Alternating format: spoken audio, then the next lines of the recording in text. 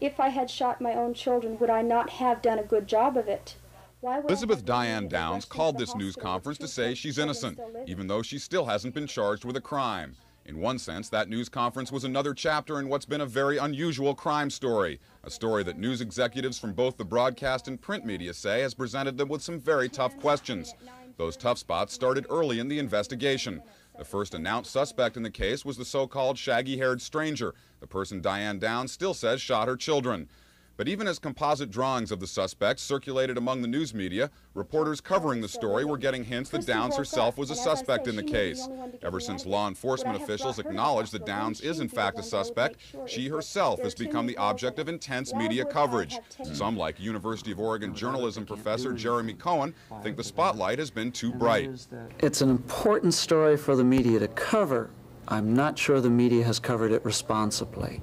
It's important for the media to cover the workings of the justice system. Are the police doing a good job? Is the DA doing a good job? How is the investigation proceeding?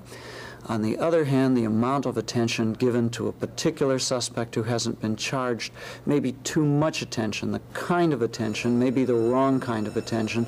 We may be missing the right story here. But others, like KVAL Television's assistant news director Gail Mitchell, say that Downs has put the spotlight on herself by doing things like calling news conferences. District Attorney Pat Horton wouldn't talk about the news coverage of the Downs case, but he did point out that Downs has been able to take advantage of her unlimited access to the media, while lawyers and law enforcement officials have had to keep their mouths shut. Bill Furtick is the attorney who represents Downs' two surviving children. He says there's a certain amount of gamesmanship that comes into play when the evidence gathered in a case has to be kept secret for so long. Major problems have been everybody wants to know who's on the outside what everybody on the inside knows. The old game of I've got a secret or you've got a secret and I want to find out what it is. But Furtick doesn't like some of the tactics that the media has used to get information, like continually trying to interview the Downs children. All of the media have been incredibly persistent. Ingenious is not a word I'd use, downright tacky might be. Sending one camera crew to a window of a hospital in which it hoped one of the children was in and trying to sneak the other one around the corner into a hallway is best described as tacky. Furtick also doesn't like the pictures of Danny and Christy Downs appearing regularly on television, saying it makes them feel more isolated than they already do. Furtick has written a letter to TV news directors asking them to minimize use of the pictures.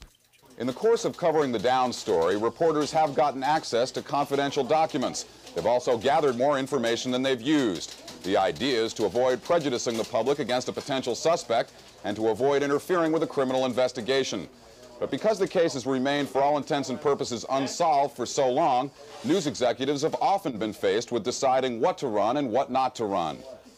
An example is a recent story copyrighted by KVAL Television. The story says Elizabeth Downs was a surrogate mother last year and outlines her feelings about surrogate motherhood and abortion.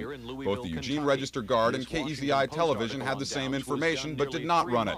Register Guard officials say they make such decisions on a case-by-case basis, and in this instance they did not feel the surrogate motherhood story had direct relevance to the murder investigation.